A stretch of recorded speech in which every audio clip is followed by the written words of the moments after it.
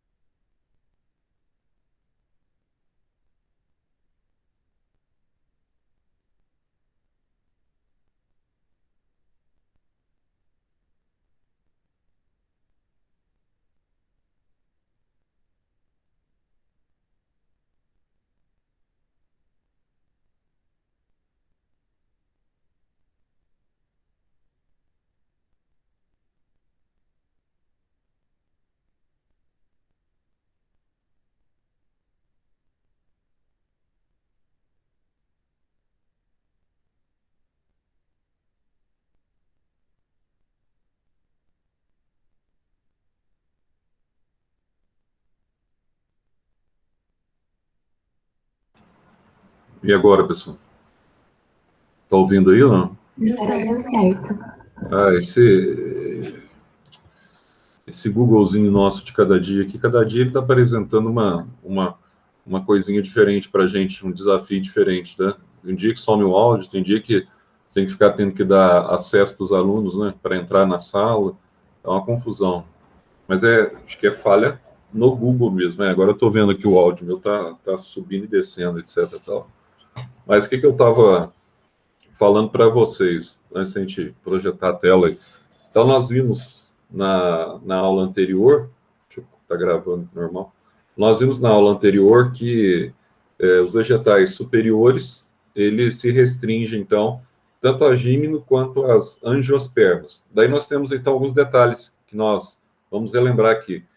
Toda vez que a gente fala de vegetal superior, a gente já está falando de independência do fator água para a reprodução. Então, isso já é algo bastante comum e bastante importante para vocês. Então, já tem aquela aquisição evolutiva que eles não precisam mais de água para nadar, para buscar o gameta, como acontece com as briófitas e as pteridófitas, tá? Mas aí tem um outro detalhe interessante também. Aí tem uma diferença entre os vegetais superiores quando a gente compara gimnosperma com angiosperma. Toda vez que a gente fala em gimnosperma, a gente está falando em vegetais, tá?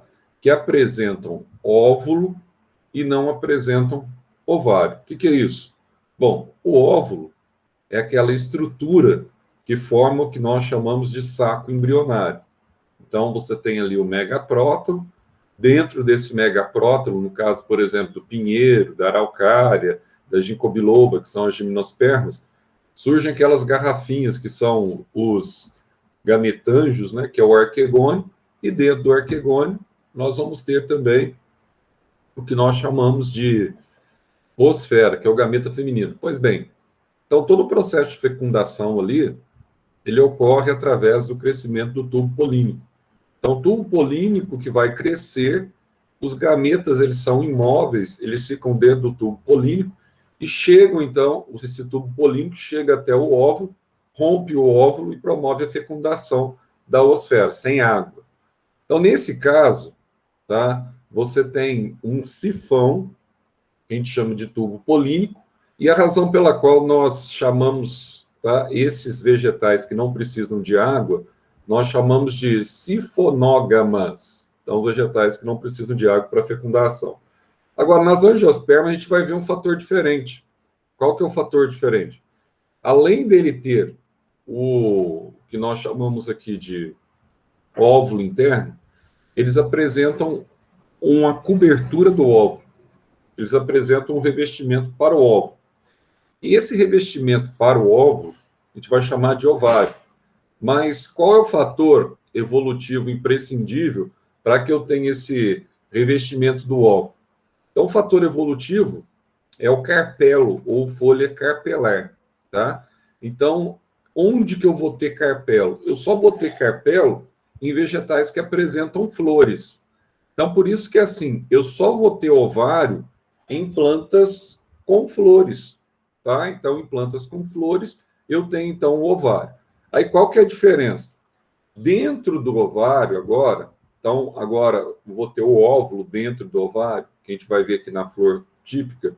E agora, quando eu tiver o óvulo fecundado e desenvolvido, tá? Dentro do ovário, quer dizer, então, toda a estrutura vai ser o ovário que vai ser fecundado agora, eu vou ter o fruto, tá? Na gimnosperma, como eu não tinha o ovário, eu tinha só a formação daquilo que nós chamamos de semente nua. Então, se a semente era nua, você não tinha, então, o revestimento dessa semente. Como você não tinha o revestimento dessa semente, você tinha apenas, então, o óvulo. Então, nas gimnospermas, eu tenho o óvulo, e nas angiospermas, que a gente vai ver agora, eu tenho tanto o óvulo quanto o ovário. Portanto, eu tenho fruto, tá? E na gimnosperma ainda eu não tenho fruto, eu só tenho pinhão, que representa a semente nua. Então, para a gente começar aqui, eu já até vou colocar, eu já coloquei um resumo para vocês aí, depois a gente comenta também a apostila, mas o resumo fica mais fácil você enxergar. Deixa eu colocar aqui. Tá na janela. Deixa eu ver aqui. Janela. Vamos lá.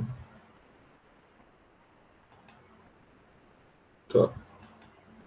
Eu coloquei no grupo aí para vocês, já compartilhei. Então aqui você tem, ó, primeiro, só para a gente ver alguns detalhes aqui, antes da gente entrar propriamente dito aqui na reprodução das angiospermas. Primeira coisa que eu tenho de diferente, tá vendo? Eu tenho aqui o que a gente chama de estrutura floral. Então, qual que é a diferença dessa... Vamos ampliar aqui, ó. Qual que é a diferença dessa estrutura floral? Vou aumentar mais aqui, para ficar bom para vocês enxergarem. Qual que é a diferença, então, dessa estrutura floral quando nós comparamos, então, com os demais vegetais? Então, aqui, ó, eu vou ter umas aquisições evolutivas extremamente interessantes. Por exemplo, toda essa estrutura aqui, você está vendo uma flor. Essa flor que você está vendo aí, nós chamamos de flor monóclina. O que é isso, Zé? Então, dois nomezinhos para você guardar para mim. A gente fala muito em botânica. Monóclina e díclina. O que significa? Quando a gente fala em monóclina, nós estamos falando de uma flor que é monóica. Monóica é a mesma coisa de que hermafrodita, tá? Que tem os dois sexos na mesma flor. Agora, quando a gente fala de díclinas, nós estamos nos referindo aqui de uma flor unissexuada, que vem, então, daquela palavrinha que a gente usa para animal também, que é dioica. Então, díclina é unissexuada, ela tem um sexo em cada flor, tá? Daqui a pouco a gente vai falar qual que é a importância dela ser monóclina e dela ser díclina. Mas quando você olha para a flor aqui, ó, olha que legal. Quais são as estruturas que eu tenho na flor? Por exemplo, toda essa estrutura que você está vendo aqui, ó, meio rosadinho, tá? É aquilo que nós chamamos de pétalas. Essa estrutura da base da flor, isso aqui é tipo uma flor, aquela flor que eles chamam flor de beijo, né? Toda essa estrutura aqui da base da flor, ó, nós chamamos de sépala, tá? Essa parte verdinha aqui, ó. Essa pétala e essa sépola são estruturas protetoras. Elas não têm funções reprodutivas, tá? Elas não têm prerrogativa de reprodução. Então, aqui é só para proteção, tanto a pétala quanto a sépola. Agora, você tem aqui outras estruturas. Aqui embaixo você tem também uma estrutura que permite a inserção da folha no caule, por exemplo, ou no ramo vegetal. Você vai ter aqui o pedúnculo floral. E aqui você tem toda a estrutura, que é o receptáculo floral, de onde parte a sépola. Aí você vai ter as estruturas reprodutoras, ou seja, as estruturas que estão relacionadas aqui à reprodução. Então, você tem duas estruturas reprodutoras. Primeiro, em maior número, você tem as estruturas reprodutoras aqui masculinas. Está vendo que aqui ele está indicando para você como estame. Esse estame aqui, ó, é o que nós chamamos de androceu. Toda vez que a gente usa a palavra andro, a gente está referindo-se à parte masculina. Então, androceu é a parte masculina da flor. E aqui, tudo isso aqui é androceu, tá vendo?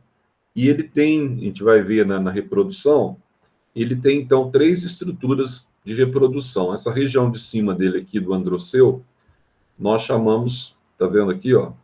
Aqui eu vou ter essa região aqui, ó, que é uma região importantíssima, que a gente vai chamar ela de saco polínico, tá? Ou também conhecida como antera. Então, aqui você tem antera ou saco polínico, porque é aqui que vão formar o pólen. Igual aconteceu parecido também, só que lá não era aqui que formava, né?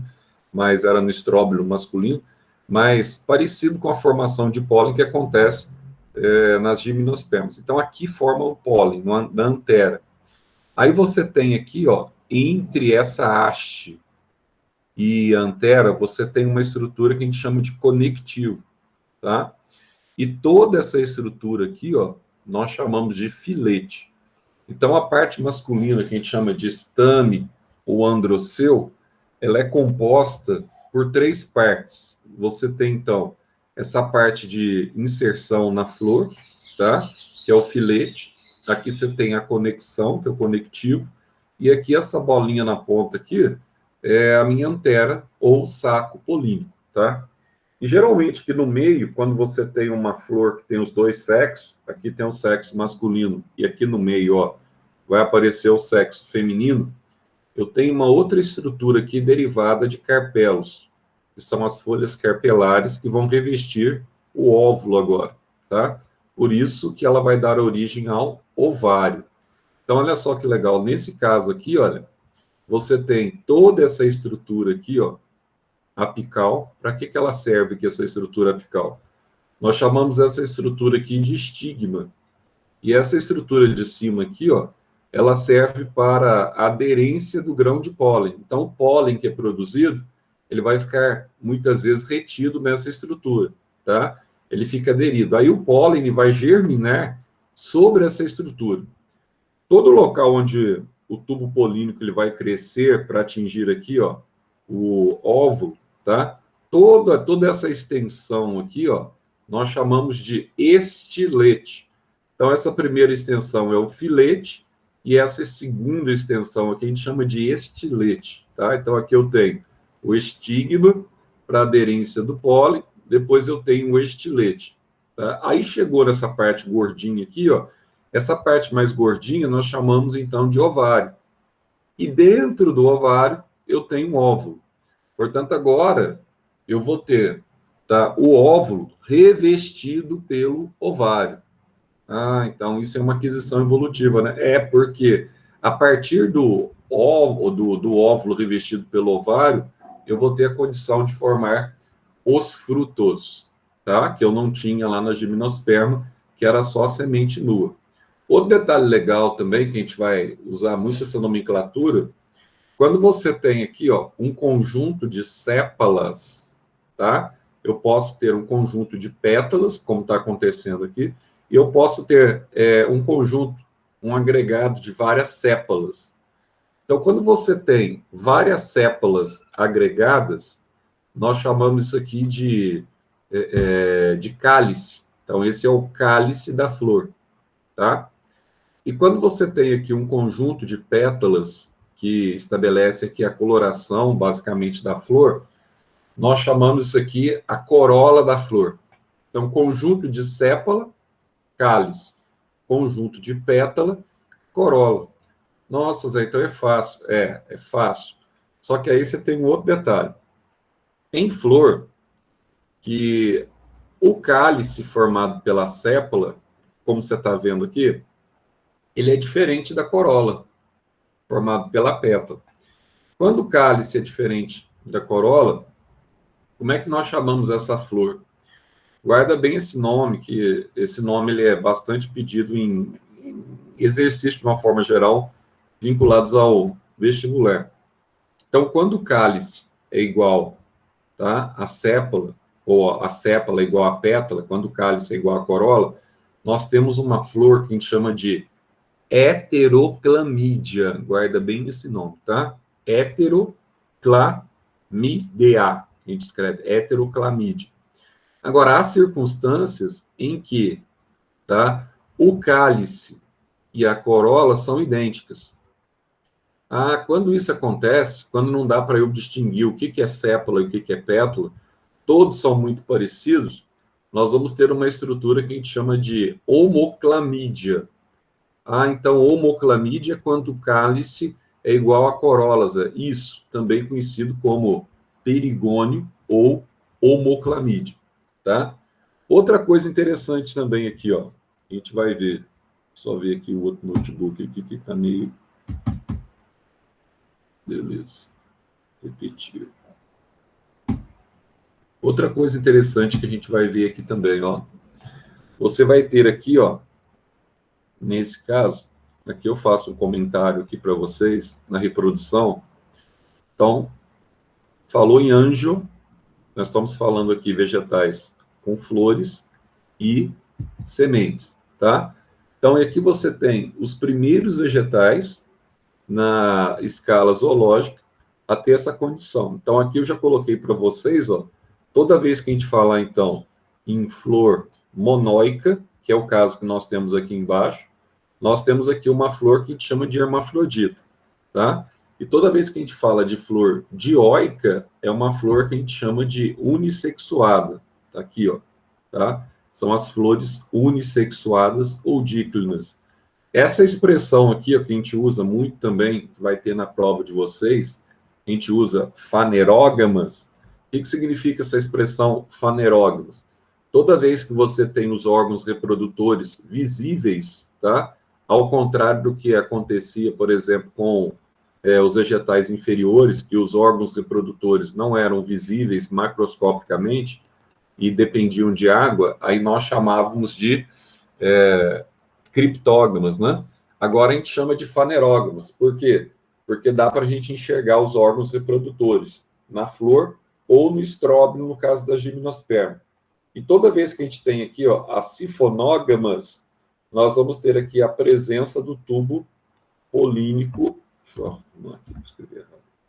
Nós vamos ter aqui a presença do tubo polínico para a reprodução. Então, você não tem a necessidade mais de água para você conduzir os gametas, tá?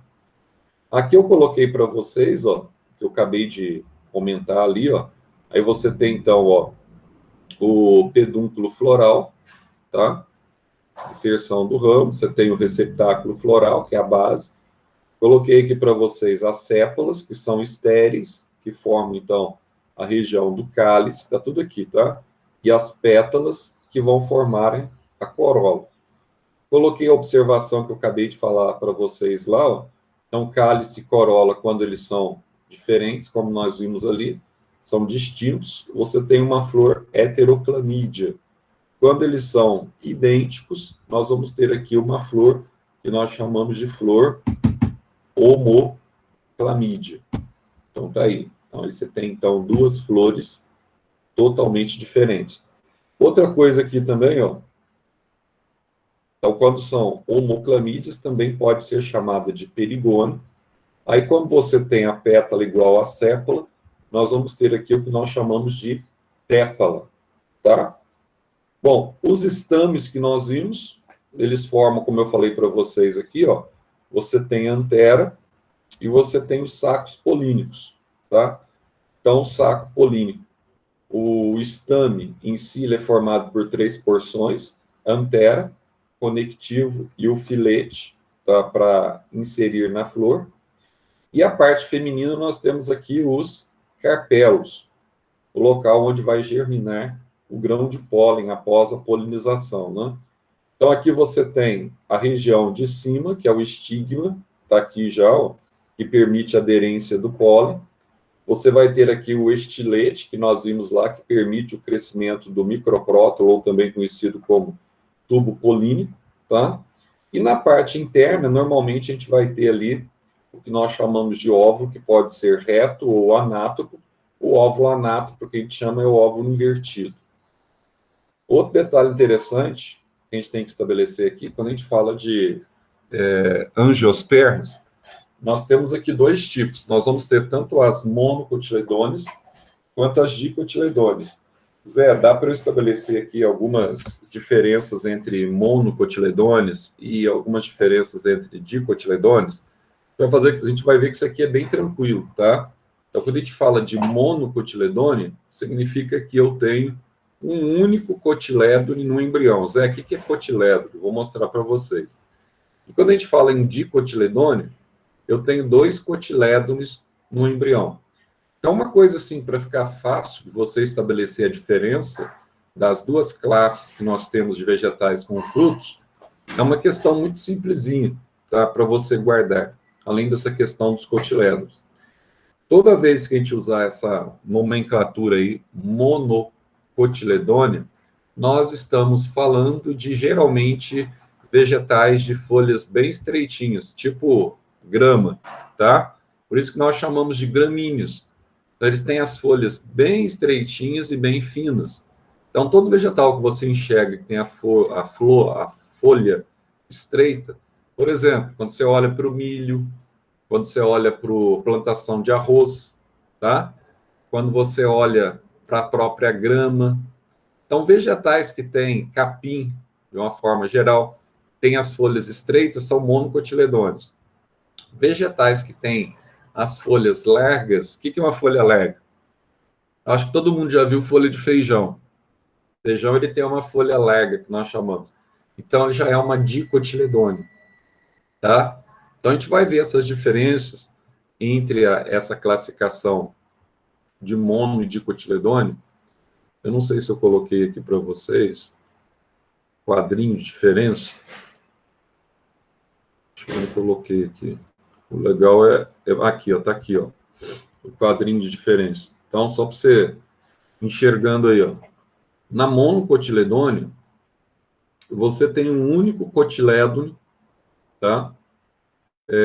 No embrião. O que é esse cotilédone, Zé? Esse cotilédone aqui, ó, ele tem uma função interessante. Qual que é a função dele? Nós vamos ver que dentro da semente você tem, então, aquela estrutura que vai nutrir o embrião, tá? E essa estrutura que vai nutrir o embrião, nós chamamos de tecido de reserva da semente. E esse tecido de reserva da semente a gente chama de endosperma secundário. Então, o que acontece com o escutelo? O escutelo, ele retira literalmente, ele retira nutrientes do tecido de reserva, que é o único cotilédone que tem, por exemplo, no grão do milho, e fornece essa reserva, ele fornece para o embrião. Então, no momento da germinação, esse cotilédone aqui, ele é fundamental, tá? Então, quando você tem uma semente de uma monocotiledônea, você tem, então, tanto o tecido de reserva, quanto o escutelo, que vai, então, retirar a reserva e fornecer ao embrião para a sua germinação. Bom, se ele faz tudo isso, Zé, o que faz, então, as dicotiledôneas, as magnoliófitas? Nas dicotiledôneas, você já tem a semente com dois cotilédones, tá? Só que note você um detalhe, ó. Os dois cotilédones aqui da semente, que vai nutrir o embrião, esses dois cotilédones aqui, ó, e nesse caso das dicotiledôneas, elas não têm tecido de reserva, normalmente. Muito raro aquelas que têm tecido de reserva.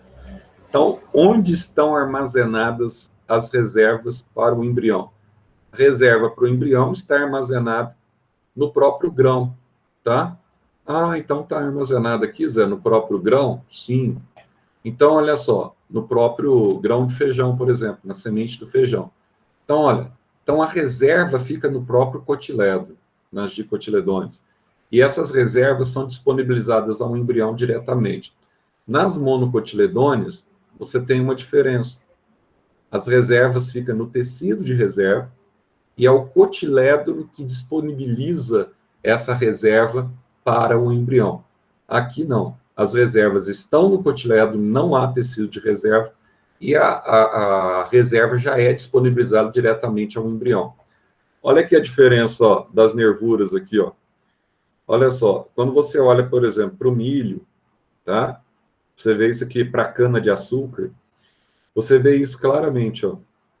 As nervuras das folhas são retas, tá? Elas são paralelas umas às outras. Por isso que a gente chama de nervuras paralelas ou paralelinérvias. Quando você se depara aqui com, tá, uma flor de feijão ou de uma planta que tem um crescimento avantajado, por exemplo, no caule, qualquer árvore frutífera, na maioria das vezes, quando você se depara, vou ver lá a folha de uma mangueira. Você tem a folha aqui da mangueira dessa forma, ó. As nervuras, elas são ramificadas, ou o que nós chamamos aqui de reticuladas. Então, você bateu o olho numa questão de vestibular, você tem esse tipo de nervura, você tem aqui nervuras paralelas. Você bateu o olho, você tem esse tipo aqui, ó, você tem as nervuras ramificadas. Com relação aos feixes que formam o lenho e o xilema da planta. Olha a diferença aqui, ó. Se você cortar o caule de uma monocotiledônea, imagina lá de novo, imagina a plantação de milho. Você pega lá o como do milho e corta o caule dele. Aí você vai ver que os tecidos, tanto do xilema quanto do floema, lembrando que líber é o floema e lenho é o xilema, em ambos aqui, ó, você vai ter uma mistura dos dois aqui, ó. Eles estão misturados, eles estão difusos no caule, tá? Agora, quando você pega, no caso de uma dicotiledônea, você tem uma organização desses vasos liberolenhosos no caule.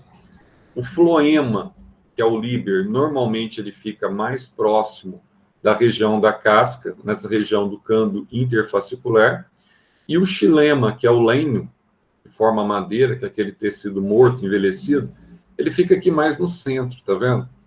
Então aí você não tem ele difuso, ele está ordenado. Um está mais próximo à casca do caule, o outro está mais próximo à região central.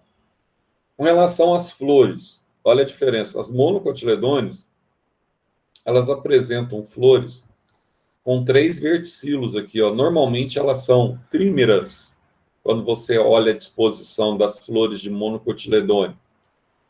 E aqui, Zé, aqui normalmente, nas dicotiledôneas, ou nós temos 4, nesse caso elas são tetrâmeras, ou nós temos, a maioria, nós temos 5, tá?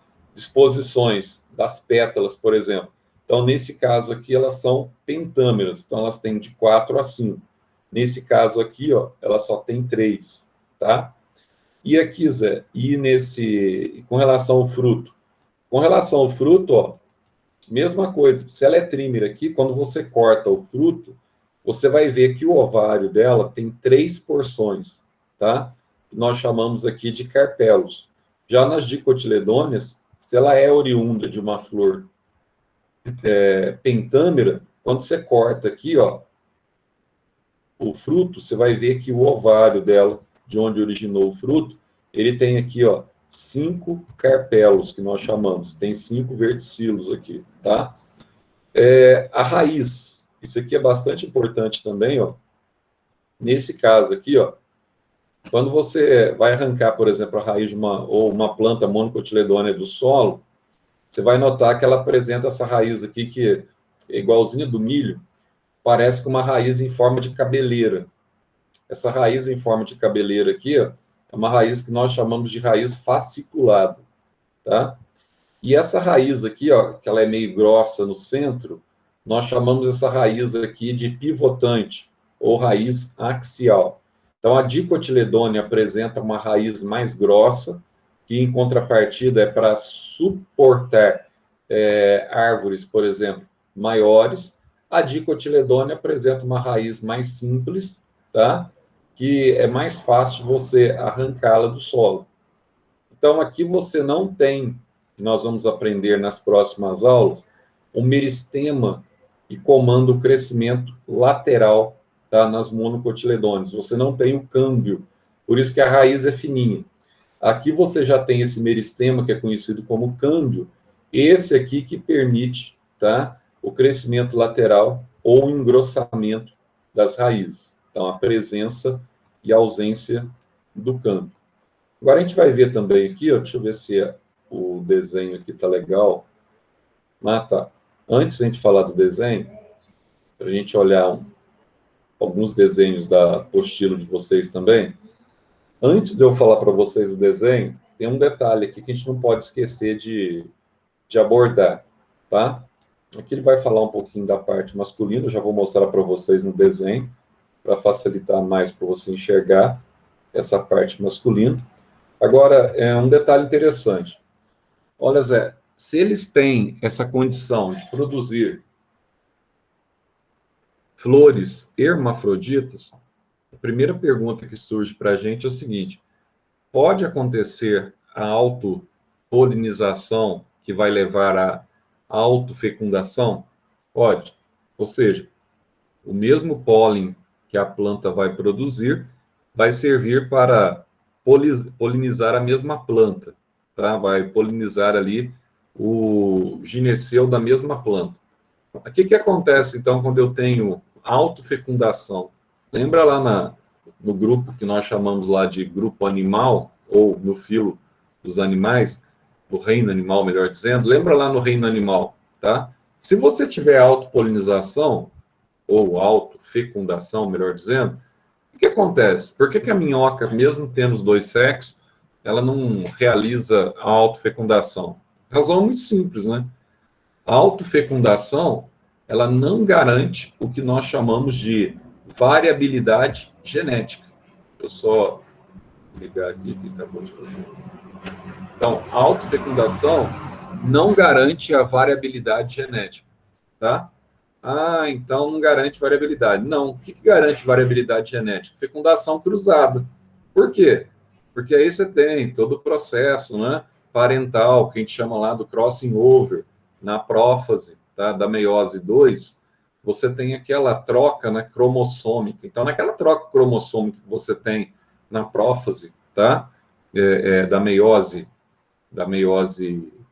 aliás, falei meiose 2, da meiose 1, tá, da prófase 1, da meiose 1, você tem, então, essa troca das perninhas do cromossomo e aquilo ali garante variabilidade genética. Mas, para isso, você tem que ter um patrimônio genético de uma planta e o patrimônio genético de outra planta. Então, para garantir a variabilidade genética, para que serve a variabilidade genética? Para você manter o vegetal, tá, mais resistente. Então, ele vai ser mais resistente. Então, quanto menor apurada é uma raça, tá, mais resistente ela se torna. Quanto mais apurada é uma raça, mais suscetível a determinadas doenças ela se torna. Menor é a variabilidade genética dessa raça. Então, isso não funciona só para animal, funciona também para vegetal. Então, o que o vegetal ele faz, muitas vezes, quando ele é portador de uma flor, por exemplo, hermafrodita, o que ele faz para ele impedir que haja autopolinização? Para ele impedir que haja essa queda na variabilidade genética, tá? Então, a gente vai ver aqui, ó, alguns mecanismos que eu coloquei para vocês. O primeiro mecanismo que nós vamos ter aqui, para inviabilizar a autofecundação, a gente vai chamar aqui de dicogamia. O que é isso, Zé? Ó, toda vez que você vê essa palavra aqui, ó, gamia. Gamia significa casamento, tá? E dico, Zé? Dico significa casamento em épocas distintas. Então, casamentos distintos. O que acontece, então? Você vai ter o amadurecimento das estruturas reprodutoras, tá? Tanto masculina quanto feminina, tanto o estame, que é o androceu, quanto o carpelo, que é o gineceu, você vai ter esse amadurecimento em épocas distintas. Então, quando um está maduro, Zé, o outro está imaturo. Ah, então não dá, o tempo não coincide para que ocorra a autopolinização. Não. Então, isso é uma estratégia que o vegetal utiliza, tá? Contrário à autopolinização, para ele garantir a variabilidade genética, para ele transferir o pólen para uma outra plantinha. Isso é uma estratégia muito legal. Então, aqui você tem, ó, dois tipos diferentes, tá, de dicogamia. A gente vai ter aqui a protandria e aqui eu vou ter a protogenia, tá certo? Então, qual que é o tipo diferente aqui, ó? Quando a gente fala de protandria, o que acontece? Primeiro, andros, essa expressão aqui, ó, andros, proto é primeiro, né? Andros vem de homem, tá? Então, eu tenho lá a expressão, né? Andrógeno, então vem de características masculinos, tá? Andro e antropo, né? Então, antropomorfismo, então, características de forma masculina. Então, andro é masculino. Então, quando você fala primeiro andro, então, primeiro amadurece a parte masculina. Então, quando você tem essa condição aqui de protandria, o estame ele vai amadurecer antes do gineceu, que é a parte feminina. Então, quando o estame, nesse caso aqui na protandria, ele está produzindo pólen viável, o gineceu ainda, ele é jovenzinho, ele é inviável, tá? Então, ele não está apto para coletar esse pólen e não está apto para realizar, então, o processo que nós chamamos de fecundação. Agora, quando a gente fala de protoginos, é protogenia. Aí você lembra lá, ginos, você lembra de mulher, tá? Ginecologista, né? É o médico de mulheres, é o ginos. Por quê? Ginos significa feminino. Proto significa protoginos, significa primeiro amadurece a parte feminina. Ou seja, o gineceu amadurece antes da parte masculina, antes do androceu, tá? Ah, então amadureceu antes, né, Zé? Sim, amadureceu antes. Então, um amadureceu antes do outro. Então, o que isso impede? Impede que haja o que nós chamamos, então, de baixa variabilidade genética. Então, não vai, aqui é um método para impedir a autofecundação. Primeiro método. Segundo método, Zé, qual que nós vamos ter aqui? Isso aqui foi uma aula que eu já dei, essa aula, né? E eu fui fazendo igual eu fiz a aula passada com vocês, eu fui escrevendo. Eu já aproveitei o documento aqui para a gente ganhar tempo, senão a gente acaba demorando, né? Uma aula do ano passado aí, um sistema também remoto, se não me engano, foi para o pré-vestibular essa aula. Então, aqui eu vou ter a heterostilia. O que é essa heterostilia, Zé? Aqui você tem um detalhe legal, tá? O que acontece aqui? O filete, que é a parte masculina que serve para inserção, tá? Na base da flor, ele é curtinho, e o estilete da parte feminina, que serve também para inserção no ovário, ele é longo. Então, um é curtinho e o outro que fica no centro é longo. Então, o que isso acontece? Bom, eles estão muito distantes um do outro. É como, mais ou menos assim, a analogia que a gente faz, analogia bem estranha, besta, mas você vai, sei lá, cruzar um cachorrinho muito pequenininho, um pincher, por exemplo, com um pitbull. Não dá alcance, tá? Então, um está muito distanciado do outro, o tamanho dificulta, etc, tal. Embora isso seja possível, é improvável. Então, o que acontece aqui, ó? A estrutura, que nós chamamos de estrutura feminina, ela está bem crescida e a estrutura masculina é bem curtinha. Então, como a distância atrapalha demais a autopolinização, a heterostilia é uma forma de você tentar inviabilizar a autopolinização, tá? Agora, uma outra forma legal também é essa aqui, ó, ercogamia. O que é erco? Erco é uma barreira física que surge separando as duas estruturas na flor.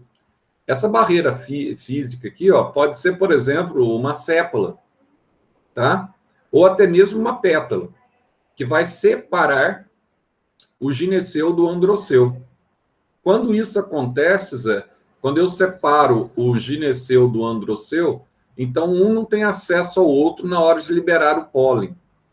É uma barreira também que eu consigo impedir a autopolinização, tá? Um detalhe muito interessante, algumas plantas, elas são estéreis ao pólen que elas mesmas produzem. Então, elas são estéreis? Sim, elas são estéreis. Então, elas vão ter aqui o que nós chamamos de autoincompatibilidade, ou também conhecida como autoesterilidade. Ah, Zé, então o que acontece? Se o pólen descer e formar o tubo polínico ali na parte feminina, ele não consegue fecundar, tá? Ele não vai fecundar a oosfera. Ah, não fecunda? Não. Ele é estéril, tá?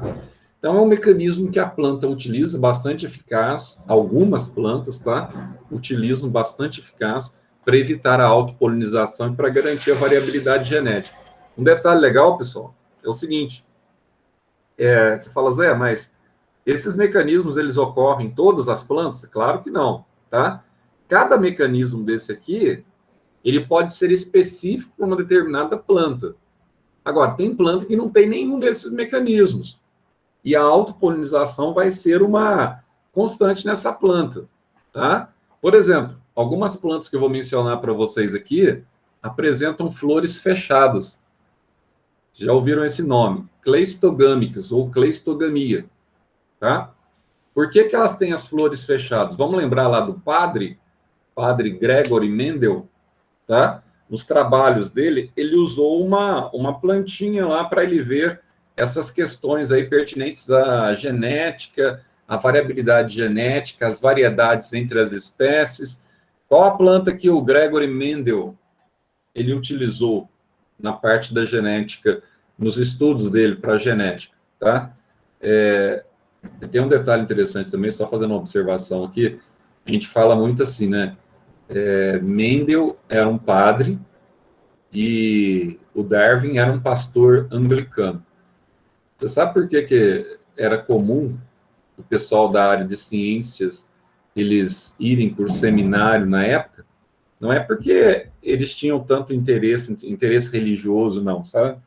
É porque a igreja, tanto a igreja protestante quanto a igreja católica, se você estivesse no seminário, se você tivesse estudos na área científica, eles bancavam seus estudos, tá? Então, foi o que aconteceu com o Mendel. Não é que o Mendel, ele não tinha, vamos dizer assim, dom sacerdotal, na verdade. Ele tinha dom para a ciência.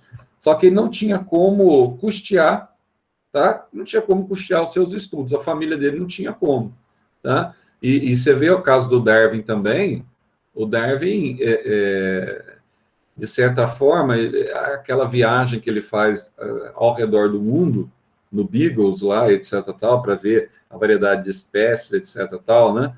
Então, para ele bancar aquilo sozinho era complicado. Então, muitas pessoas na época, para ter um respaldo, uma bolsa de estudo, vamos dizer assim, se tornavam sacerdotes, pastores, etc, tal, porque ele tinha uma referência, tá? Para fazer os seus estudos. Mas o Gregory Mendel estudou a ervilha. Não sei se você lembrou aí, mas ele estudou a ervilha. Ah, mas para que servia a ervilha, Zé? A ervilha é interessante que a flor dela é fechada. Não tem como na flor de ervilha você ter nenhum desses processos aqui, ó. Tá? Ah, não tem como? Não. Por quê? Ela apresenta cleistogamia, que eu falei agora há pouco. Ela é uma flor cleistogâmica. Então, automaticamente, por ela ser fechada, ela só se reproduz por autopolinização. Daí vem as expressões que ele usa lá em F1 e F2, tá? Então, ela só se poliniza por autofecundação. Não tem jeito de você impedir isso. Ah, então ela tem baixa variedade genética? Sim, ela tem baixa variabilidade genética. Agora, a forma mais contundente, a forma mais eficaz de você evitar a autopolinização é a dioicia. Então, aqui eu vou ter dioicias, assim, o que é isso? É quando eu tenho duas plantas de sexos diferentes. Ou duas plantas com flores com sexos diferentes. Então, aqui eu vou ter plantas que nós chamamos de unissexuadas, ou também conhecidas como plantas dioicas, que é a mesma coisa, unissexuada ou dioica. Ah, vamos colocar uma planta aqui que vocês já ouviram falar, pelo menos assim, uma dicotiledônia. Provavelmente vocês já ouviram falar da questão do mamão. A gente tem um mamão que a gente chama de mamão macho, e a gente tem um mamão que a gente chama de mamão fêmea. O que significa isso? Para que haja fecundação no sítio, eu preciso ter os dois pés. Se eu tiver um só, não tem polinização. A não ser que no vizinho tem, a abelhinha vai trazer o pólen para ele, tá? Mas, normalmente, você tem que plantar os dois. O macho e a fêmea. Então, o macho, ele apresenta só flores, tá? Masculinos, só com estame. E o mamão fêmea, que a gente chama, as flores dele só tem estrutura feminina, só tem gineceu. Então, você tem duas plantas, tá? Então, você tem duas características parietais distintas que vai transferir e que vai permitir maior variabilidade genética. Aí não tem erro, tá? Você não tem o processo acontecendo na mesma flor, não existe essa possibilidade. Porque você tem duas plantas distintas. Então, um vai transferir, uma planta transfere o pólen e a outra planta recebe o pólen. Então, aí você tem um processo mais eficaz de garantir a variabilidade genética, que nós chamamos aqui de dioicia. E aqui eu coloquei em verde, aqui, ó, na época, falando aqui, aproveitando o Gregory Mendel, eu coloquei aqui a cleistogamia, tá? Então, elas são flores, por exemplo, no caso da ervilha, ela é uma flor totalmente fechada, não tem outra situação para ela, se não realizar a autopolinização, que vai levar à autofecundação, tá? Então, por isso que ela apresenta baixa variabilidade genética.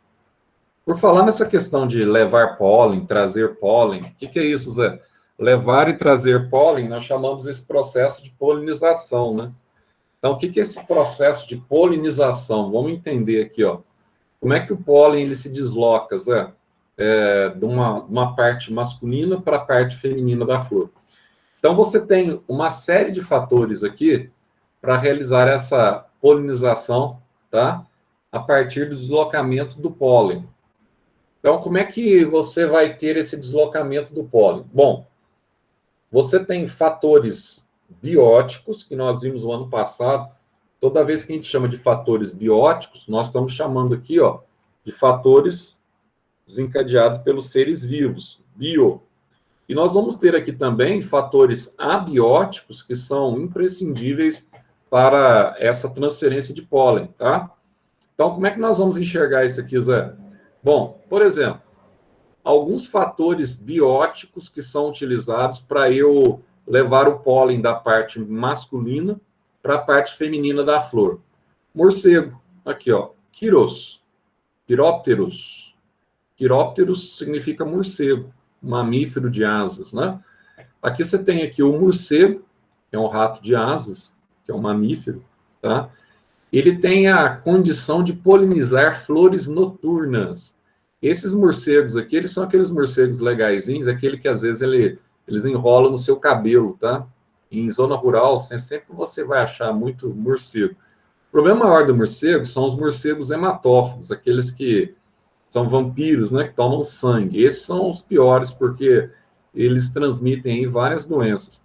Mas grande parte dos morcegos, eles são herbívoros. Eles não têm afinidade por sangue. E esses morcegos herbívoros, eles se alimentam de flores. O néctar, muitas vezes, ele subtrai o néctar de flores que se abrem à noite, tá?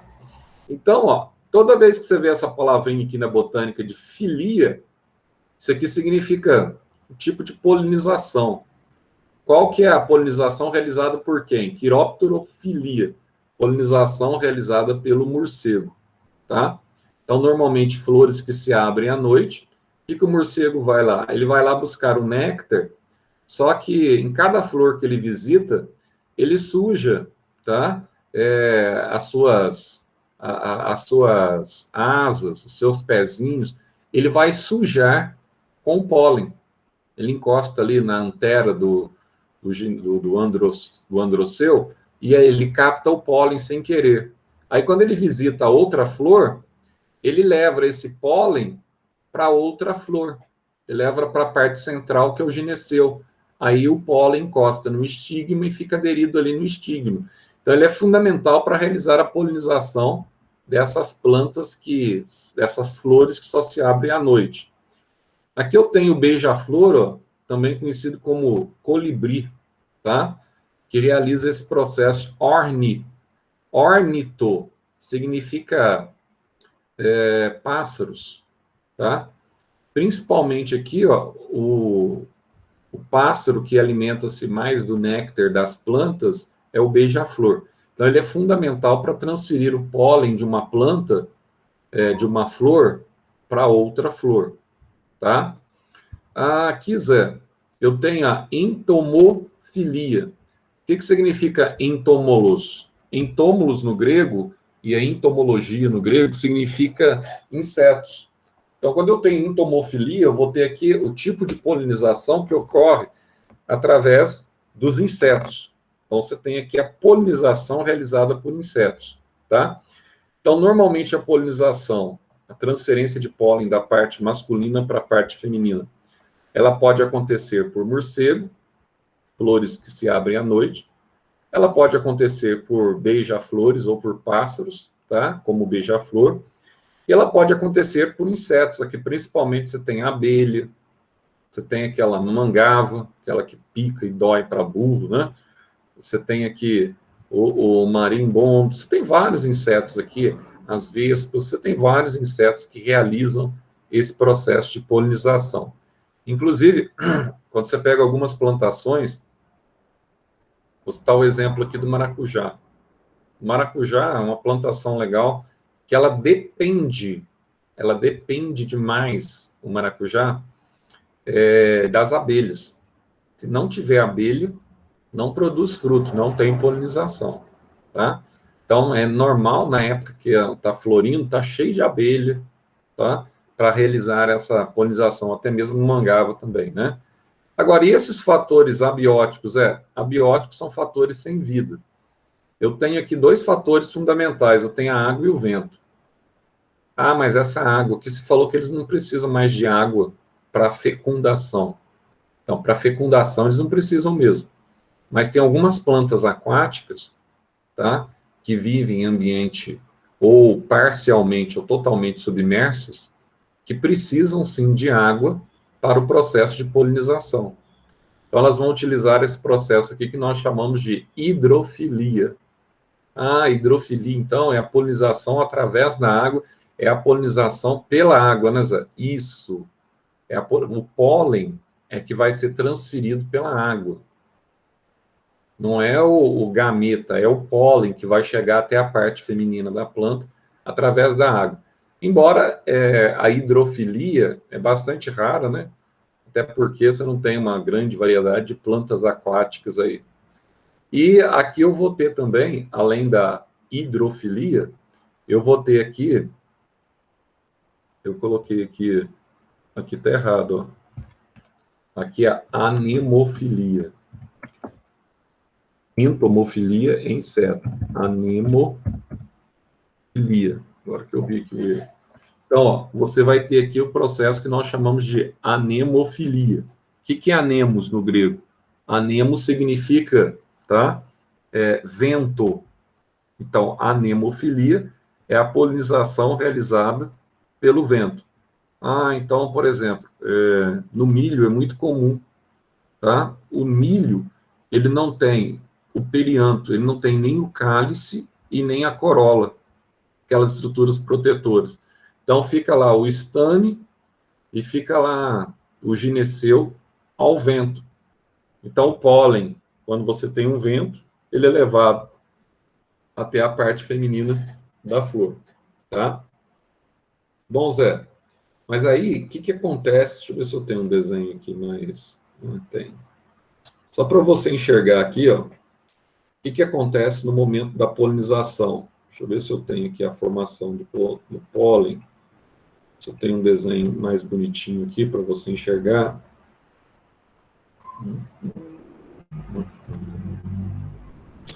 Aqui só para o desenho não está tão 100%, mas já dá para enxergar. Eu vou ter só isso aqui mesmo. Olha só. Se você pegar essa parte aqui, ó, masculina, tá vendo? Isso aqui é a antera. Peguei a antera aqui, Zé. Pegou a antera. O que vai acontecer? Se você cortar aqui para você enxergar o que está acontecendo dentro da antera, aqui, ó, você tem o que nós chamamos de sacos polínicos. Deixa eu aumentar isso aqui para ficar melhor para enxergar. Então, aqui, ó,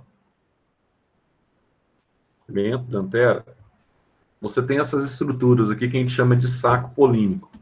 Nossa, isso aqui então é um saco polínico. É um saco polínico. Só que cada estrutura dessa aqui é cheia de células diploides. Essas células diploides aqui a gente chama de microesporócito. Microesporócito. Microesporócito. Cada célula dessa sofre meiose. Tá vendo aqui, ó? Sofre meiose ou divisão reducional. E quando ela sofre meiose, cada célula 2N dessa, mesma coisa que acontece com a gimnosperma, ela vai formar 4 esporos haploides. Esses esporos haploides aqui, ó, eles são conhecidos como esporos pequenos. E esses esporos pequenos, nós vamos chamá-los de micrósporos. Então isso aqui que são os micrósporos, assim, são os micrósporos, tá? Os esporos pequenos que carregam já o cromossomo Y, tem predestinação masculina, tá certo? Então, olha só que legal. Esse esporozinho aqui, ó, ele vai germinar e vai dar origem aqui, ó, ao grão de pólen. O grão de pólen, então, Zé, ele é proveniente da germinação do esporo. Tudo isso está acontecendo dentro do saco polínico aqui, tá? Então, ó, esse grão de pólen, Zé, ele é o gametófito jovem, então. Isso, ele é o gametófito jovem, tá? Ele é aquele que nós chamamos de microprótulo jovem. Então, aqui você tem, então, o grão de pólen. Nessa germinação aqui, ó, ele dividiu os núcleos, né, Zé? Dividiu os núcleos, ó. Agora ele passa a ter 2 núcleos aqui, ó. E cada núcleo desse aqui que ele passa a ter, passa a ser um núcleo que nós chamamos de núcleo espermático. Agora ele não tem mais na angiosperma, não existe mais anterozoides, tá? Como havia nos vegetais inferiores. Aqui você tem os núcleos espermáticos, são os gametas masculinos. O que vai acontecer, então? Olha o que acontece aqui, ó. Então, você tem o pólen sendo produzido aqui, então, por meiose, tá? Aí, na época da reprodução, essa cápsula aqui, ó, ela abre essa antera aqui, ó, onde eu tenho o saco polínico. Ela vai abrir e o pólen aqui vai começar a ficar disperso. Aí vem, por exemplo, uma abelha, pousa aqui para extrair o açúcar que ela alimenta, ou para extrair o néctar que ela coleta das flores. Quando ela senta aqui, ó, ela suja as patinhas dela com esse micrósporo aqui, ó, ou com esse grão de pólen já, e quando ela desloca para outra parte da flor, ó, ela leva o pólen para a região feminina. Aqui, ó, o pólen aqui, ó. Aí o pólen vai chegar aqui na região feminina. E nessa viagem dela, nesse percurso, ela deixa o grão de pólen exatamente aqui, ó. Então, o grão de pólen é levado para a parte feminina da flor, pode ser através de animais, pode ser pelo vento, pode ser pela água. Isso. Quando o processo de polinização ele acontece na mesma planta, na mesma flor, nós temos autopolinização, tá? Quando o processo acontece entre flores diferentes, aí nós temos a polinização, que nós chamamos de polinização cruzada. Então, tá vendo? Ó? Cada pólen desse aqui, que está sendo produzido aqui dentro, ele vai ser destinado à região feminina, tá? Da flor. Então, aqui, Zé, deixa eu entender. Quando ele chega nessa região feminina aqui, ó, olha o que acontece. O pólenzinho está aqui, ele vai germinar. Quando ele germina, Zé, começa a crescer aqui, ó, no estilete, isso aqui, ó, o tubo polínico. E começa a crescer o tubo polínico. Sim, começa a crescer o tubo polínico. E dentro do tubo polínico aqui, ó, ele vai carregar aqui 2 células ou 2 núcleos espermáticos, que são os gametas masculinos. Então, Zé, deixa eu entender. Ele está crescendo, esse microprótulo ou tubo polínico, ele está crescendo aqui no estilete, né? Exatamente, ó. Está crescendo aqui no estilete, até ele chegar no ovário. Aí nós vamos ver aqui, ó, o que acontece quando ele chega no ovário. Olha só aqui, ó. Primeiro, antes dele chegar no ovário, vamos dar uma olhadinha aqui, ó. Como é que é o desenvolvimento do ovário? Aqui eu tenho a parte feminina, então, da planta. Vou aumentar um pouquinho aqui, para você ver melhor. Ó, nessa parte feminina, eu tenho o local onde o pólen se adere, que é o estigma. Aqui eu tenho o local onde vai crescer o tubo polínico. Ó. Lembra que o pólen, o animalzinho, ele trouxe o pólen para cá, ou o vento, ou a água. Aí ele germinou, formou aqui o tubo polínico, tá? Que é o estilete. E essa parte mais gordinha aqui, a gente tem o ovário. E dentro do ovário aqui, eu vou ter o óvulo, tá vendo aqui, ó? Ah, eu tenho o óvulo, né? Tem o óvulo.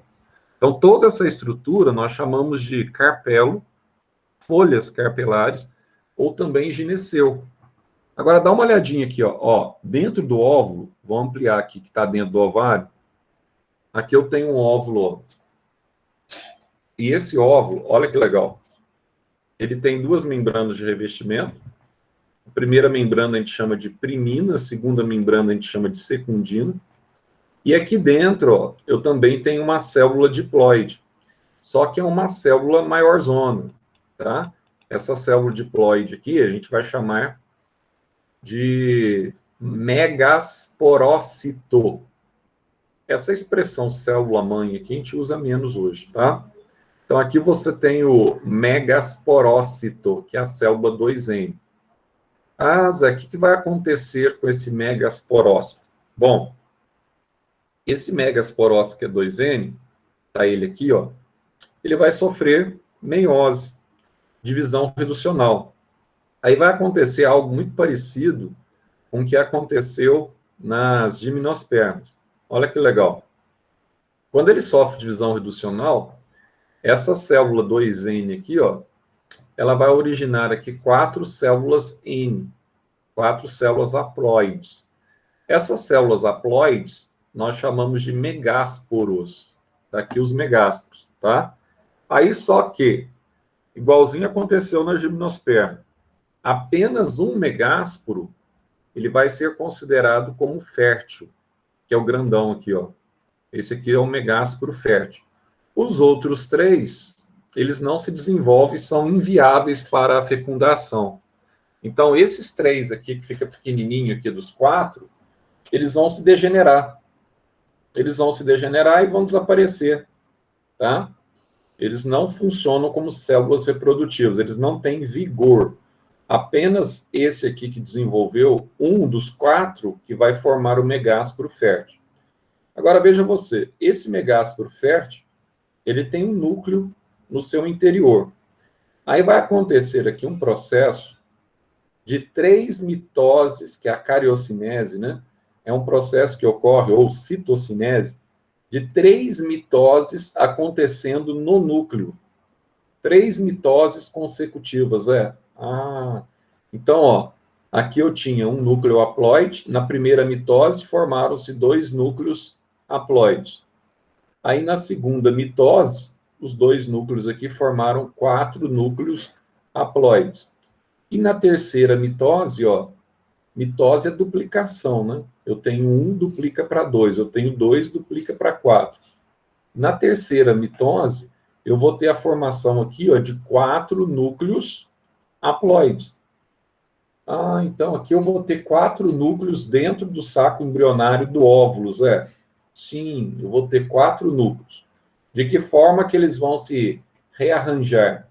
Ó, 3 núcleos ficam para um lado, no polo superior, 3 núcleos ficam para o polo inferior. E 2 núcleos aqui dos 8 ficam no polo central.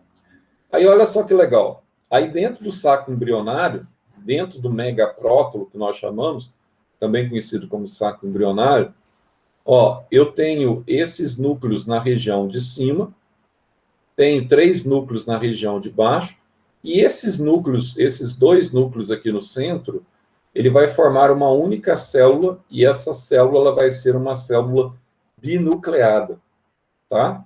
Então, o que vai acontecer aqui, ó? Esses núcleos, tá?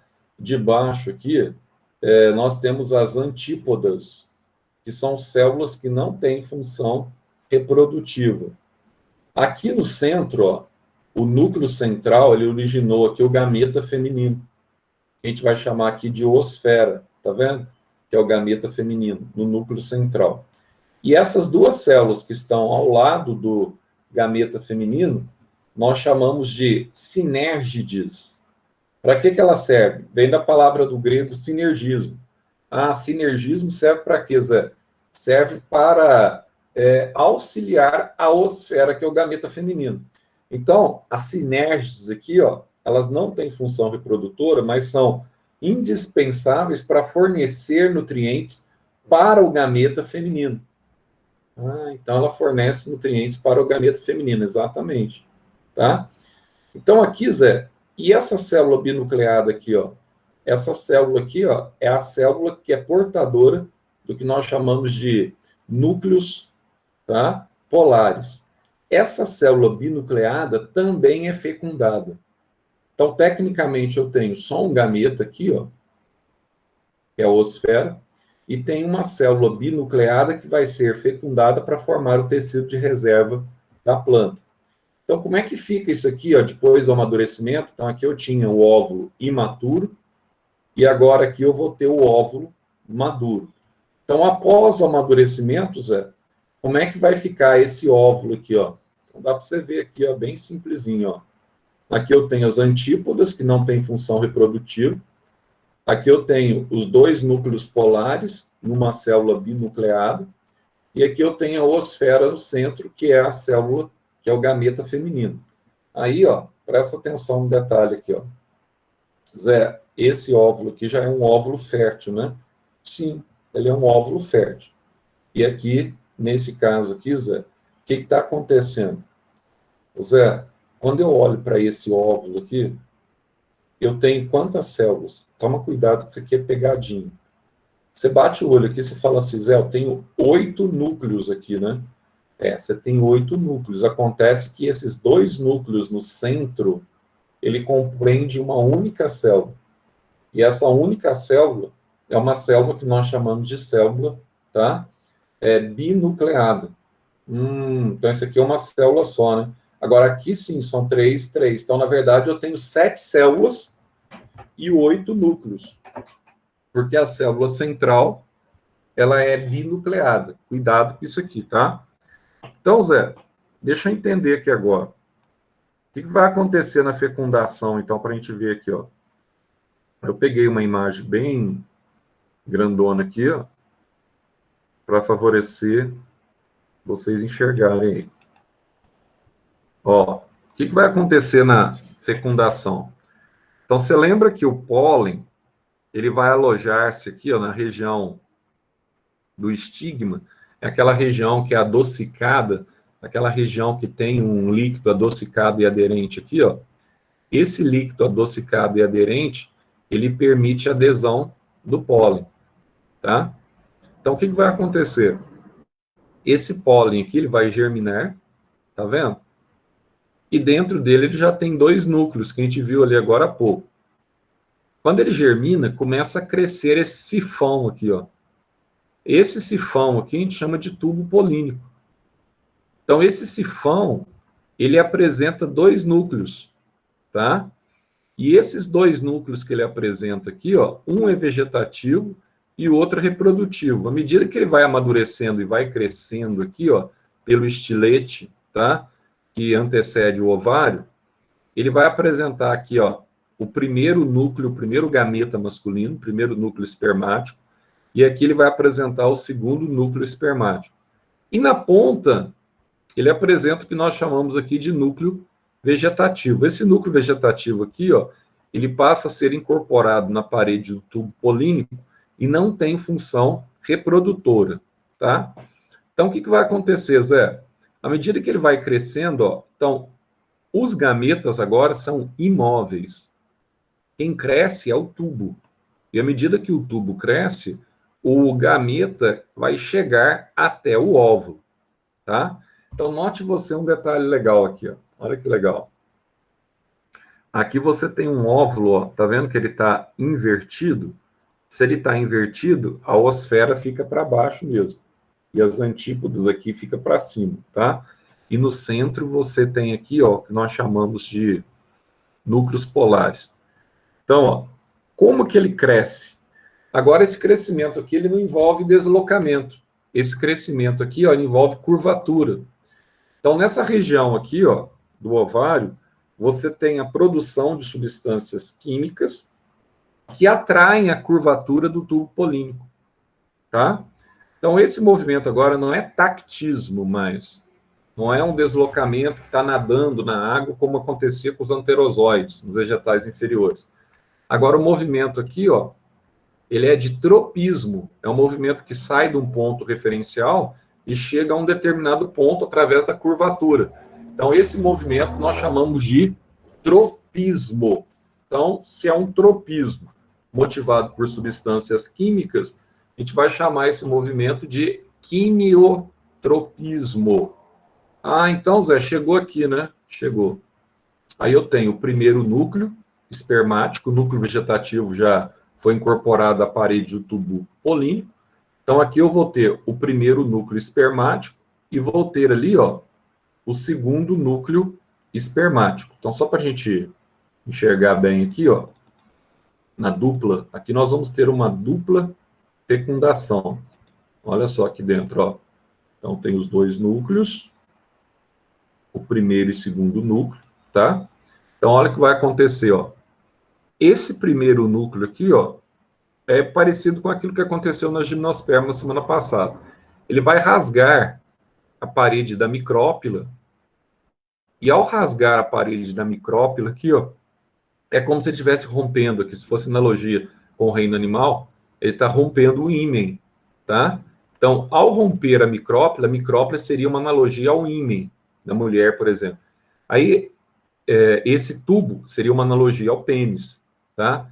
Então, ele rompeu a parede da micrópila e vai liberar dentro do saco embrionário, aqui dentro do óvulo, os dois gametas masculinos, tanto o primeiro quanto o segundo núcleo espermático. Aí o que vai acontecer, Zé? O primeiro núcleo espermático, ó, ele vai fecundar a oosfera. Tá vendo aqui, ó? Ele está fecundando a oosfera, tá? E vai formar, então, o zigoto 2N, que é o zigoto diploide. Em contrapartida, ó, o segundo núcleo espermático, porque aqui, ó, você pegou o núcleo N com N do primeiro núcleo, N com N dá 2N. Já o segundo núcleo espermático, ó, ele vai fecundar os dois núcleos polares na região central. Ah, então o segundo núcleo espermático, ele fecunda aqui os dois núcleos polares. Fecunda. Então, o que vai acontecer aqui, ó? N com mais N vai dar um zigoto triploide. Isso aqui é muito raro na biologia, você ter um zigoto 3N. Mas qual que é a importância disso? O zigoto 2N, ele vai formar aqui, ó, o embriãozinho da semente, tá? E o zigoto 3N, ele vai formar o tecido de reserva da semente, que nós chamamos de alburno, tá? Ou albumen, não alburno, albumen, ou nós chamamos de endosperma secundário, albumen, ou endosperma secundário, tá? Aí você fala assim, nossa, Zé, mas então, muito legal isso, né? É legal. Aqui, ó, eu vou escrever, tá tudo escrito para vocês, aquilo que eu acabei de falar, tá? Tá escrito aqui no resumo para vocês, tranquilo, tá tudo escrito. Agora vamos dar uma olhadinha, aproveitar, que aqui foi um resumo da aula, para facilitar para vocês na hora de estudar, porque senão depois fica meio, né, só apostila, aquela coisa toda, aí fica aí, complica um pouco na hora de estudar. Mas vamos dar uma olhadinha aqui nos resumos. Vamos dar uma olhadinha na apostila de vocês agora. No material. Está aqui, né? As angiospermas. Eu achei que eles mostram, falam algumas coisas de forma mais superficial e que devia aprofundar mais, entende? E começa a dar alguns destaques aqui que não tinha tanta necessidade. aprofunda onde não precisava, enfim. Aqui vai falar sobre a questão da história das gimnospermas, em termos de aparecimento evolutivo, da paleontologia, etc. Tal. Vai fazer uma observação sobre eucalipto aqui, que, assim como gimnospermas, né, pode chegar até 110 metros de crescimento. Então, vai falar algumas coisas aqui sobre o histórico. Toda vez que usa essa expressão antófita, né, da magnoliófita, significa aquilo que eu já falei para vocês desde as aulas iniciais lá, que a gente deu presencial, significa que tem flor, né? E os únicos vegetais que têm flores, na verdade, são as angiospermas, tá? Aqui ele apresenta a divisão contemporânea. Então, você tem aqui as dicotiledôneas, que a gente chama de dicotiledôneas basais, que representa apenas 3% das angiospermas hoje existentes dicotiledôneas, são aquelas que deram origem naquilo que nós chamamos de eudicotiledôneas, as dicotiledôneas verdadeiras, tá? Entre essas dicotiledôneas basais aqui, nós temos, por exemplo, a Victoria regia, tá? 97% hoje praticamente é eudicotiledônea. Você vai ter aqui as monocotiledôneas, a gente falou para vocês que são as gramíneas, e vai falar da diversidade que há, etc. Tal. Aí depois ele vai passar aqui, ó. Dá uma olhadinha aqui.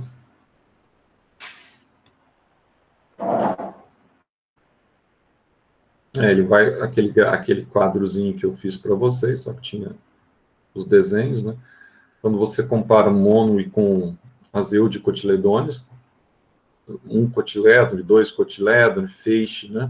De vasos no caule, na nervura, que a gente viu, na flor. Então, ele tem aqui também resumido, tá? Ele vai citar alguns exemplos, só que o quadro dele está mais resumido do que aquele quadro que eu passei para vocês. Está mais inteirado com os vestibulares. Aí vai falar aqui sobre que as angiospermas, todas elas são vasculares, isso eu já tinha falado, né? Todos os vegetais superiores. A partir das peridófitas, mesmo sendo inferior, todas elas já têm tecido condutor de seiva, tá? São vegetais que formam sementes, também você já sabe disso, que são espermatófitos, são os únicos que apresentam flores verdadeiras. A gente iniciou a aula falando sobre isso, né? Flores hermafroditas ou monóclinas e flores díclinas, que você tem apenas um sexo, são flores unissexuadas, tá? E aqui, nesse caso, dentro da flor, você tem a geração gametofítica. Então, a geração gametofítica aqui, nela houve uma involução maior, né? O gametófito é extremamente reduzido e tudo que se enxerga na planta, com raiz, caule, folhas, frutos, flores, com exceção da parte interna, tudo que você enxerga é esporófito. Só a parte interna da flor você vai ter, então, os gametófitos. Então, você tem aqui agora a questão da dupla fecundação, que a gente acabou de ver, os óvulos, tá? Apresentam um tegumento duplo. Então, óvulos fecundados, falei isso no início da aula, formam as sementes. O ovário fecundado vai formar o fruto. Ela é conhecida também como sifonógama, por causa do tubo polínico e por causa da independência de água para a reprodução, tá? E o ciclo reprodutor aqui também é o ciclo que nós chamamos de metagênese, né, ou alternância de gerações, é o ciclo haplo-diplobiôntico. Ele vai falar aqui das reproduções, né? Você pode fazer a reprodução por muda. A Vitória está aí, ela sabe bastante sobre essa questão aqui, ó, que é a reprodução in vitro, que é uma espécie de clonagem, tá? Que você faz. Então, você tem aqui a reprodução. Aqui você vai ter, ó, a estrutura da flor, que a gente mostrou para vocês, na reprodução sexuada. Então, tudo aquilo que eu falei, né? Você tem aqui o estame, você tem aqui o gineceu, você tem aqui a sépala e a pétala. E aqui o pedúnculo e o receptáculo. A flor daqui da apostila está mais bonitinho. Você tem as partes masculinas, ó. Nós acabamos de falar, que dá para você enxergar melhor. A antera. Na antera você tem os sacos polínicos, que são células 2N, microsporócitos, vão sofrer meiose, né? E cada célula dessa que sofre meiose, divisão reducional, vai formar os micrósporos aqui, que vai evoluir depois para grão de pólen. E depois aqui, ó, coloca o telefone na base ali, ó, ele tá acabando a bateria, tem que fazer aquele barulhinho quando deve ter tido problema de energia à noite. Não, tem que descer e tem que fazer o barulhinho. Vai que ele faz. Aqui você vai ter, ó, nesse caso, né, o tubo polínico, ó, quando ele germina na região já que nós chamamos lá, na região do estigma do ovário. Aí ele mostra para você aqui a formação dos 2 gametas masculinos, são os núcleos espermáticos, tá? E aqui você tem o núcleo vegetativo, que representa a ponta do tubo polínico, que ele vai fazer parte depois do tubo polínico. Então, agora, quando você vê aquele resumo, quando você olha para a apostila, você vai ver que fica mais simples você entender a apostila. Deixa eu colocar a bateria. Se enxergar melhor aqui a apostila, tá? Aqui ele vai falar sobre a parte feminina, tá aí, ó. A gente acabou de ver também. Aqui você tem a célula 2N, vai formar 4 células, ó, tá mostrando para vocês que 3 vão se degenerar, e uma vai formar aqui o megásporo funcional, o megásporo fértil. Aí você vai ter aqui, ó, 3 mitoses consecutivas, aí, ó, até você formar aqui 8 núcleos. Desses 8 núcleos, você tem a osfera, os núcleos polares. Aqui é um óvulo invertido, igual aquele da fecundação. Podia ser um óvulo reto também, que é aquele primeiro que a gente viu aí, tá? Aí ele vai mostrar para você a polinização. Quem que realiza? Aqui você tem uma imagem bonita, né? Tá vendo? Quando ela visita, lá a abelhinha está visitando a flor, ela está sujando do pólen e está levando o pólen para outra planta. Nós estamos na aula 5 já, né? Nós começamos o livro 2 de vocês. E aqui, ó, ele vai falar também aquilo que nós falamos, ó, sobre os processos que inviabilizam a autopolinização, tá? Ele só esqueceu de colocar aqui, parece. Ele colocou, faltou só a dioecia, que é um dos principais, né? Que impede a fecundação cruzada, tá? Aqui ele está mostrando para vocês como é que é os tipos de flor que é polinizado por animais, flores que são polinizadas pelo vento, eu incluo aqui o milho, tranquilo também. E aqui ele vai apresentar o ciclo reprodutivo total que nós vimos. Então aqui dá para você enxergar aqui, ó, na parte masculina da antera, formando o pólen, ó. Esse pólen depois ele é deslocado para a região feminina. Então ele é depositado, tá, sobre essa região do estigma. Aí você vai ter aqui, ó, aqui você está formando a estrutura aqui dos megásporos, tem um megásporo fértil. Aí o pólen ele vem para cá, cresce o tubo polínico, e aqui dentro ocorre a dupla fecundação. Depois da dupla fecundação aqui, ó, você tem o zigoto 2N, que forma o embrião da semente, e aqui você vai ter o zigoto 3N, que vai formar o tecido de reserva da semente, zigoto diploide, e aqui você vai ter o albônio 3N, que forma o tecido de reserva, tá? Então aí você tem o que nós chamamos de semente, e a semente ela fica na parte interna do fruto. A parte de fora é o fruto, é o ovário, e aqui dentro a semente. Embrião diploide, tecido de reserva triploide. Qual que é a diferença que eu tenho para a gimnosperma? O tecido de reserva da gimnosperma é haploide. É direta, ela não tem fecundação, né? Então é diretamente proveniente do megapróton. Então ele é haploide, tá? É tranquilo. E aqui ele é triploide. Então, aqui é o endosperma secundário, na gimnosperma é endosperma primário, não esqueçam disso. Depois da germinação, aparece aqui a plantinha, que vai crescer, até ela ter a capacidade de produzir as suas flores aí, tá? Então, tranquilo, sossegado, gimnosperma é bem fácil, mas essa parte aí que eu passei para vocês aí como é que fala? Do resumo, eu acho que vai ajudar bastante vocês aí. Tá acabando também aqui, ó. Parece que hoje à tarde vocês vão ter prova, né? Procede, né? Sim. No horário da nossa aula, 2 horas. 2 horas. Ótimo isso, hein? Mas tudo bem. E na quinta? Não, quinta é feriado. Então a gente vai nos ver só hoje de manhã mesmo, né, pessoal? Então, você tem prova de vocês. Lembrando vocês que semana que vem nós teremos prova também, viu? Eu acho que semana que vem, com vocês, dia 7, se não me engano, se não me falha a memória, eu acho que é biologia, né? Semana que vem. Química, eu acho que é depois. Semana que vem, eu acho que é vocês e o primeiro ano que vamos fazer prova de biologia. Podem estudar bastante as 4 primeiras aulas, como eu já combinei com vocês. Essa aula que não cai na prova, tá?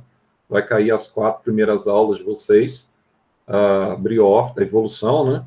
Briófita, pteridófita, briófita, pteridófita, isso mesmo, gimnospermas e evolução vegetal. As 4 primeiras aulas do caderno 1, tá? A prova vai ser pelo Google Forms e estuda bastante, tá? Vocês não vão encontrar só pesquisando no Google, resposta, etc, não, tá? Mas você deixa a prova para o dia da prova, né? Vocês têm outras provas agora. Beleza, então coloca para mim aí o presente na lista de chamada de vocês aí.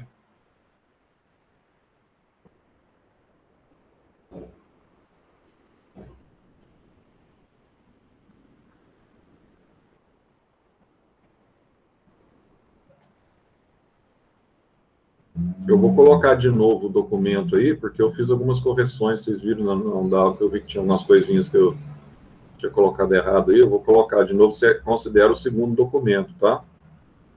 Pessoal, então boa prova para vocês hoje à tarde. Agora nós só nos vemos na próxima semana. Aí não sei se vai falar para mim assim, como é que vai ser na próxima semana, dia 5, a gente vai voltar, vai ter aula normal presencial, não vai continuar assim? Não sei te responder, né? Então, vamos aguardar para ver o que vai ser na próxima semana. Boa Páscoa a todos, tá? Bom feriado em casa a todos. E que Cristo possa estar renascendo no coração de todos, tá? Um abraço e até semana que vem, pessoal. Tchau, Zé. Obrigada. Tchau, Zé. Muito obrigada. Tchau, tchau.